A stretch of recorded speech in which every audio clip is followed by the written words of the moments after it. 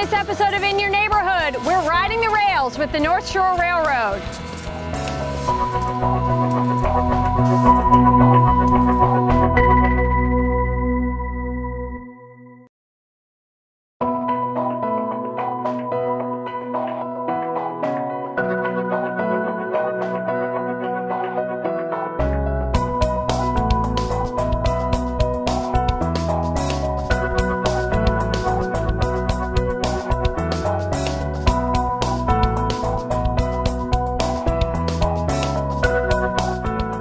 Welcome to In Your Neighborhood. I'm your host, Jennifer Wakeman.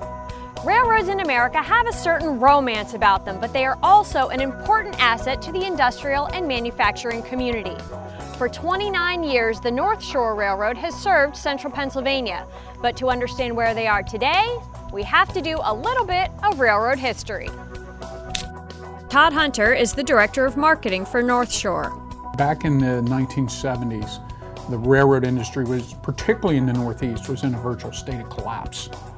And the Penn Central debacle, which was a merger between the New York Central and the Pennsylvania Railroads. One time the Pennsylvania Railroad was the largest company in North America.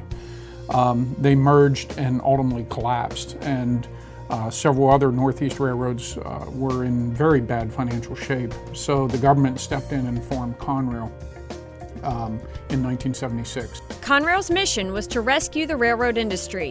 In 1980, Congress passed the Staggers Act, which deregulated the railroads.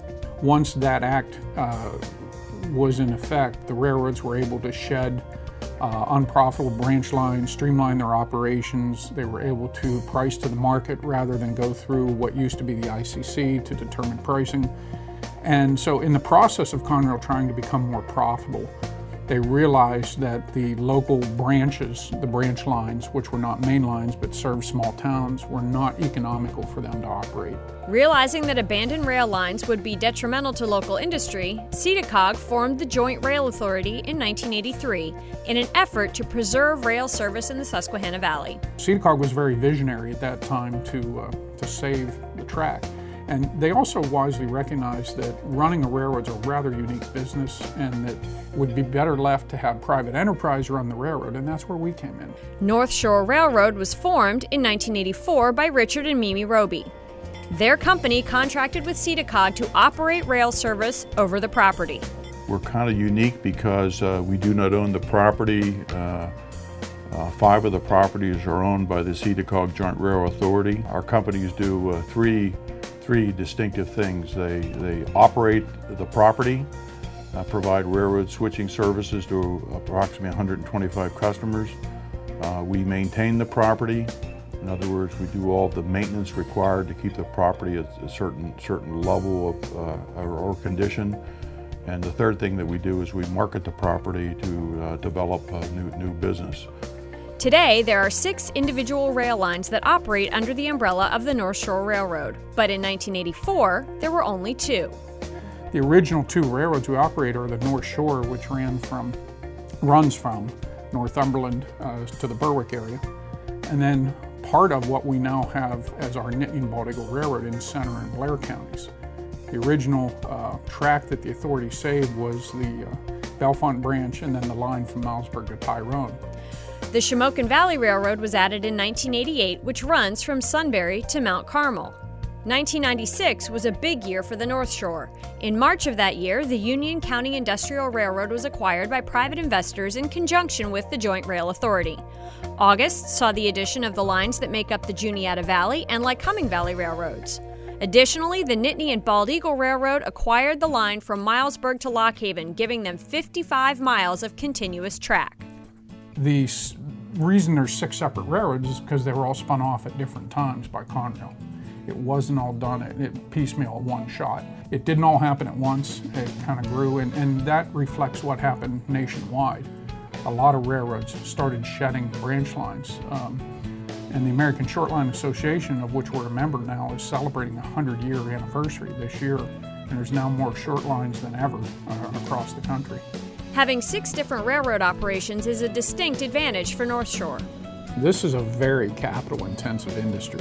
It's very, very capital-intensive. And one of the advantages we have of having a family of lines is that one line that's a little more marginal, because we're a family, it can be supported by the other railroads. You're probably looking at the map of the 6 railroads and thinking, but they don't connect to one another. True, but Norfolk Southern Railroad provides trackage rights to North Shore that allows them access to each of their lines. North Shore, in turn, does the same for Norfolk Southern. We provide trackage rights for Norfolk Southern to bring coal in from western Pennsylvania. It originates in western Pennsylvania, and it travels over our Nittany and Bald Eagle main line, which is 55 miles. It goes from Tyrone to Lock Haven.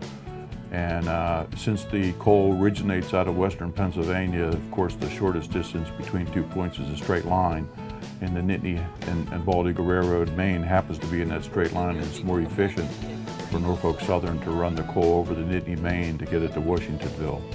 So a significant amount of tonnage. That is the heaviest tonnage railroad piece of property that we operate. While the Joint Rail Authority owns the property, it falls to North Shore to maintain the lines. Most of the track is maintained to meet Federal Railroad Administration 25-mile-per-hour Class II standards. In the case of Nittany and Bald Eagle, the maintenance is even more rigorous. Maintained to a Federal Railroad Administration Class III rail standard, which is a 40-mile-per-hour railroad. And that's part of our obligation, is to maintain it to that. And in a typical year, we will spend about $1 million a year just to maintain that 55 miles of a 40-mile-per-hour railroad, to keep it up to that Federal Railroad Administration standard. Annually, North Shore Railroad moves in excess of 30,000 rail cars, providing service to 125 customers. Developing new business opportunities falls to Bridget Rich and Todd Hunter. Always looking at new opportunities, new growth with our current customers, but as well as looking at new businesses coming into the area or relocation of businesses from other parts. So we're constantly exploring. Mm-hmm. Sometimes you land something, sometimes you don't. It's like any type of business. Mm-hmm. You have to have all the components come together to meet, to make it stick. Providing excellent service is a hallmark of North Shore. The one thing that we're noted for is our customer service level. Consistent, quality customer service.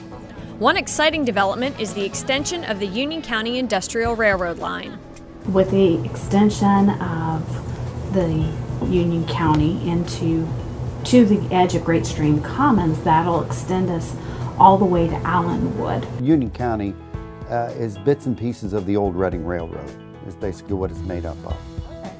So, like they said, there's roadbed there. I believe it was Hurricane Dennis that actually took the track, the bridge, and everything else out, and now they're reestablishing it. We're looking for big things to happen in the future up in the Allenwood area. With not only is it close to the Marcellus shale play, but there's also a huge tract of land that's available that can house a 2 million square foot building, which is a very rare thing. That extension is scheduled for completion this month. Rail service is a key component to the economic development of an area. All the customers we serve are primarily manufacturing and or extraction industries, like mining or oil and gas, what have you, coal. But almost without exception, almost all the customers we serve provide family-sustaining wages. Many of the commodities shipped by North Shore Railroad, such as lumber, steel, and coal, are not surprising. But they have a large number of customers that use rail for a much wider variety of products. You drink a can of soda, the iron ore to make the aluminum was probably hauled by rail. The aluminum, the raw aluminum, before it was rolled and formed in cans, was hauled by rail. Anything plastic, we're drinking plastic bottles. The plastics are all typically made in the Gulf Coast into resin and then shipped by rail. Corn syrup, sweeteners. If you enjoy Pop-Tarts, the sweeteners were handled by rail. You're going to see later today, Shep Boyardee, their raw material, tomato paste, flour, the main ingredients in large volumes, handled by rail. Snack foods, Wise potato chips, Tostitos, Frito-Lay. You know, Frito-Lay, we have Frito-Lay in our line. There's a lot of things that consumers touch in the area that probably have no idea that rail was involved. Del Monte Pet Food is one of Bridget's clients. They make pet food, Yeah. cat and dog food, so both the wet and the dry foods. So if you have a pet at home, maybe you're feeding them one of Del Monte's products. Even snack food is shipped by rail. Why snack foods? So who's an ever-growing presence, expanding their market. Obviously that means expanding of number of rail cars that they get in as well. So it's good for everybody, unless you're on a diet. So. Todd summed up North Shore's business this way. We don't, and I say this often, we don't make anything, we just move stuff around. It just happens to be on tracks. I mean, simply that's what it is. We're providing a transportation service, and it's an alternative to moving it over the highway. You see us just riding by at a crossing. There's a whole lot more to railroading than that. Getting the cars switched at the customer, that is the bulk of a short line's work. When we come back, we'll see North Shore hard at work at ConAgra in Milton, so stick around.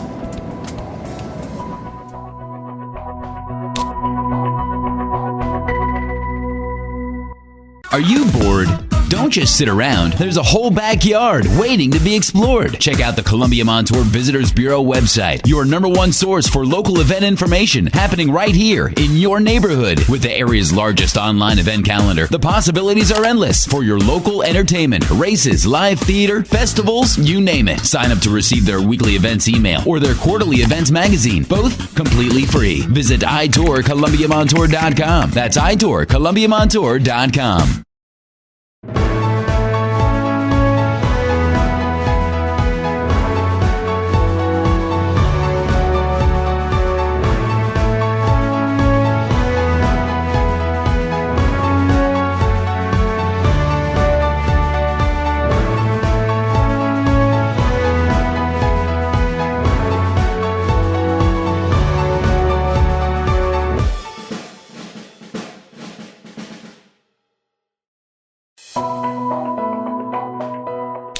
Welcome back to In Your Neighborhood. Freight coming into central Pennsylvania typically comes from the Norfolk Southern Yard in Enola, near Harrisburg, or from the Conway Station in western Pennsylvania. However, North Shore also receives freight from the Canadian Pacific Line that comes down from Binghamton. Most of our freight in this area will come in through Enola. They will bring it up here to Northumberland Yard. At Northumberland Yard, our cars get segregated from their cars, and we receive them. After they get done switching and give us the freight, we end up switching it for our 6 different railroads. We will take a train that will be given to us in the evening, approximately 3 o'clock in the afternoon. We will have a yard crew in. They will take the cars, further switch them, send them to Williamsport, Nittany Bald Eagle possibly, and Union County, North Shore, and Shamokin Valley down here. So there's an extraordinary amount of switching. Tom took us up to ConAgra in Milton to see just what happens when a local shows up with 4 loaded rail cars. North Shore Mobile to North Shore 1940, over. North Shore 1940, answering the North Shore Mobile, over. Okay, North Shore 1940, you can come across here and start with your switching work at ConAgra. Roger, okay to come across and start our work at ConAgra, thank you. The first order of business for the North Shore crew is to touch base with employees at ConAgra to ensure that they are cleared to start moving the cars. Our crew today on North Shore 1940 is engineer Brady Ongst, conductor Caleb Hoover, and brakeman Justin Wagner. As the conductor, it is Caleb's decision how to best remove the empty rail cars and leave the full cars in the correct place on ConAgra's siding. We are very highly regulated also by governmental, so we have to cross all the T's, dot all the I's every day, every hour that we work. Our employees go through extensive training. It's not we hired you today and you can go run your train tomorrow. It could be as much as 2 years before that new hire ever touches the controls of a locomotive. He will start out as a brakeman. Well, he will start out as a trainee brakeman. Then he will eventually move to be a conductor, and eventually moved to be an engineer. And now our system is, once you become an engineer, you're an engineer/conductor. The guys like, instead of always being stuck running the locomotive or working the ground, they will switch every other day if they're on that same crew. One day he runs the locomotive, the next day he's a conductor. We found also this makes a much better employee, a much more understanding of conditions. He understands what he's putting the conductor through as the engineer, and the conductor understands what he's asking that engineer to do. In this case, he's leaving the 2 boxcars on the track for the time being.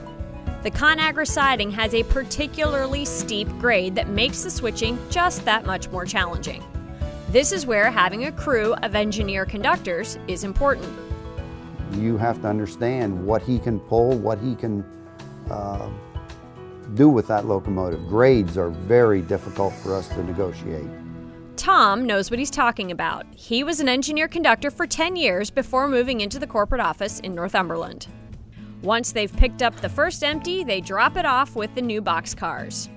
Now they run the locomotive alone down to the building to bring out an empty boxcar. Another switch puts them onto the second track at the siding, and North Shore 1940 pulls out the last 2 empties.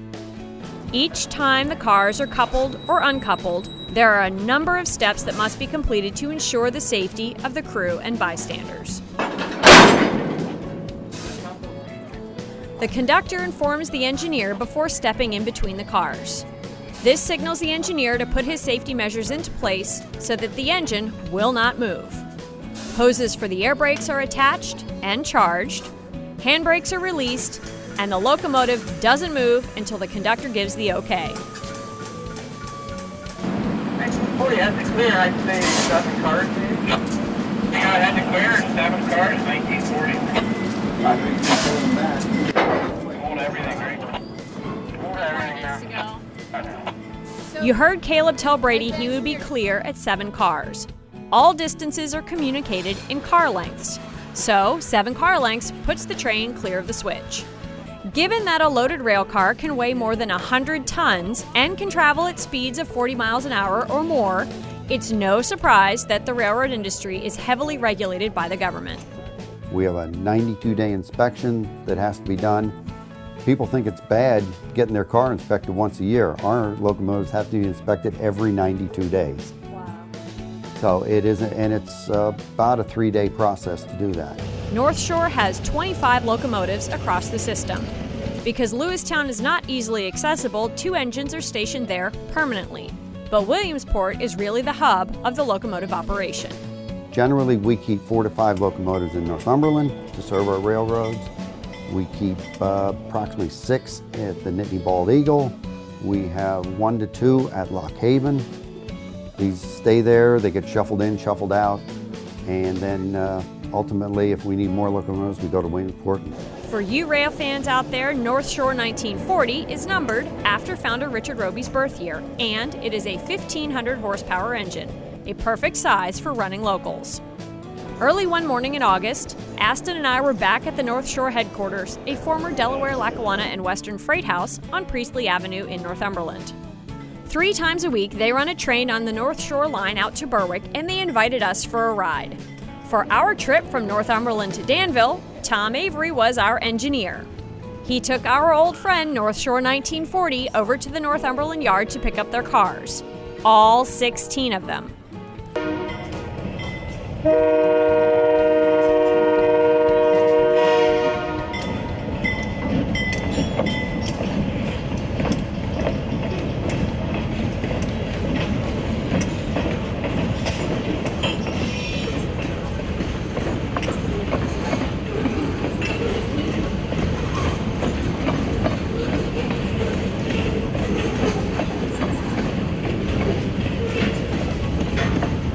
Shane Smith, North Shore superintendent, loaded us into his car and took us down the line to a runaround where they would be switching the cars to get them ready for delivery. They kind of put a little strategy involved in it just to try to get it in a manner where it's easier for them to work with up the road. Right. That makes sense. So that's why they switch things around. Yeah. There's certain cars that are better up front next to the engine because they're going all the way through, and so that's the conductor's judgment, you know, however they want to work the job for the day. So everybody's different. Getting 16 cars moved around takes a lot of organization. With Tom in the cab, Randy Ulrich and Vernon Heimbach as conductors, they eventually got it done. And they showed us a couple of railroading tricks along the way. This is what you call a kick, and it's a big time saver when you're switching a lot of cars.